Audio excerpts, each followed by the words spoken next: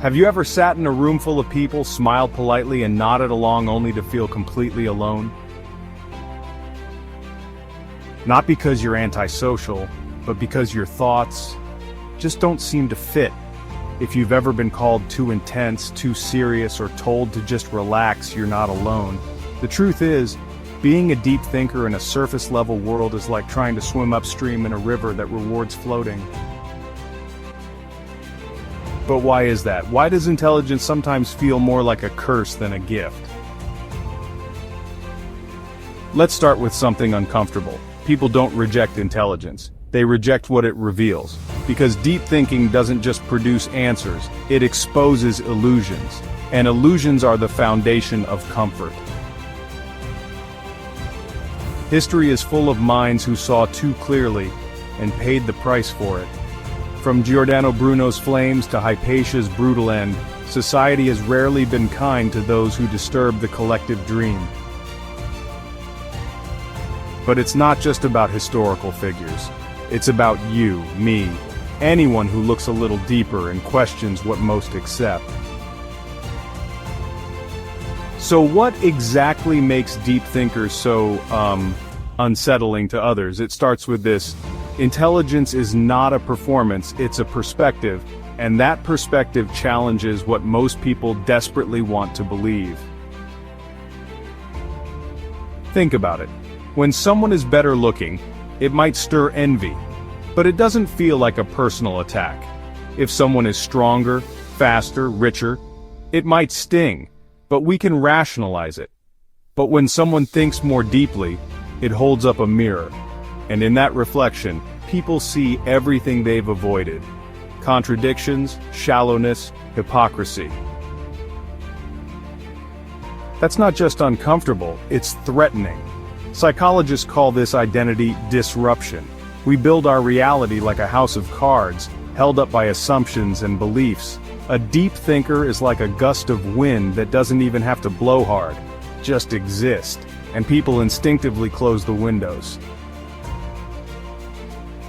This is why deep conversations often die young. The moment the subject leaves the realm of gossip or entertainment, people fidget, they look at their phones, they change the subject. Not because you said something wrong, but because you said something real. And here's the tragic irony: the more intelligent someone is, the more likely they are to question themselves. The Dunning-Kruger effect strikes again. Those who know little overestimate. Those who understand more doubt. So deep thinkers end up isolated, not because they push people away, but because their very existence pulls back the curtain. It gets lonelier still. Why? Because modern life is optimized for distraction, not introspection. Our culture rewards instant opinions, not thoughtful analysis. Social media thrives on hot takes, not slow truths. Nuance doesn't trend. And so the deep thinker scrolls in silence, watching a world screaming with confidence, while they sit with quiet uncertainty. But here's the secret: that silence isn't emptiness, it's space. Space to think, to imagine, to observe what others miss. And yes, it's lonely, but not without meaning. Philosopher Blaise Pascal once said, "All of humanity's problems stem from man's inability to sit quietly in a room alone." But maybe that solitude isn't a problem, maybe it's a path. A path to self-knowledge, to creativity, to understanding life beneath its glittering surface.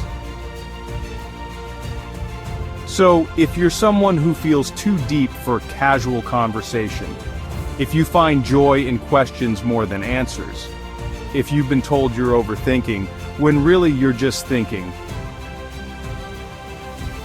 you're not broken, you're not alone, you're simply living on a frequency that not everyone can hear.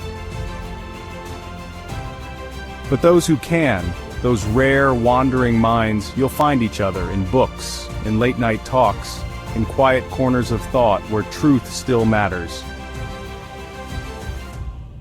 And when you do, you'll realize something powerful. Your mind is not a curse, it's your compass.